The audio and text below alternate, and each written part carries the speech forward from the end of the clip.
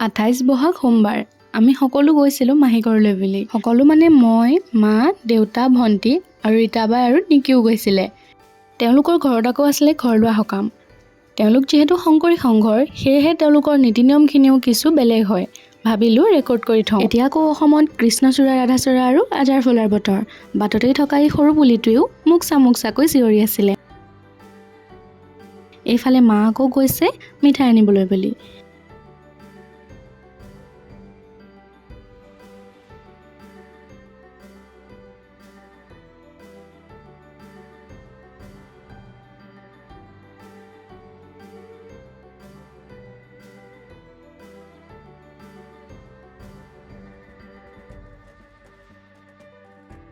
আমি গৈ থাকোঁতে আকৌ বাটত এজাক ডাঙৰ বৰষুণে পালে আৰু আমি ৰাস্তাটো চিনি নাপাই বহু দূৰ আগুৱাই গ'লোঁ। আজিকালি আকৌ অভাৰব্ৰিজ, ৰাস্তা বনোৱাৰ বাবে গছ-গছনিবোৰ কটাৰ ফলতেই ৰাস্তাবোৰ আকৌ চিনি পাবলৈকে টান।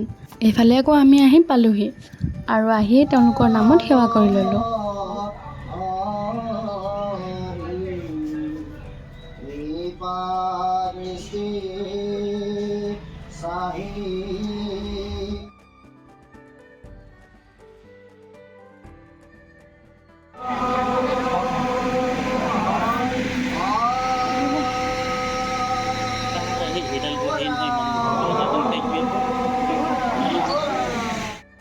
সেৱা কৰি আকৌ চাহ খাই ল'লোঁ।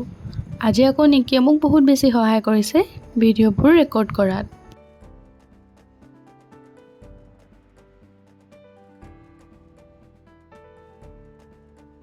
পিছফালৰ যোৱাত আকৌ মোহাৰ জলকীয়া পুলিকেইটাও অলপ দেখুৱাই দিলোঁ। এইফালে আকৌ গাঁৱৰ ৰাইজে বনাই আছে ভোজ ভাত আৰু আনফালে মাহঁতে কাটি আছে তামোল।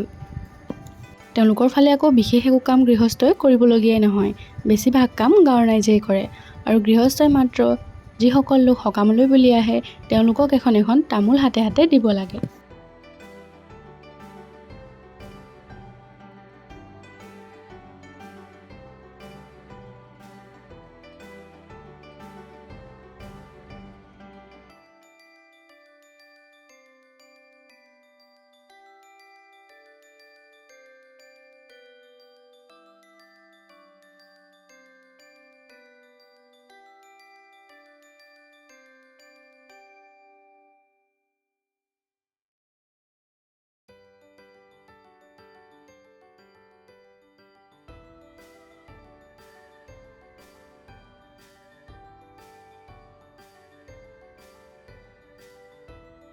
আমাৰ একো কাম নাছিল বাবে আমি গৈ এপাক ফুৰিও আহিলোঁগৈ আৰু আহিয়ে দেখিলোঁ এয়া প্ৰসাদ খাবৰ হ'ল।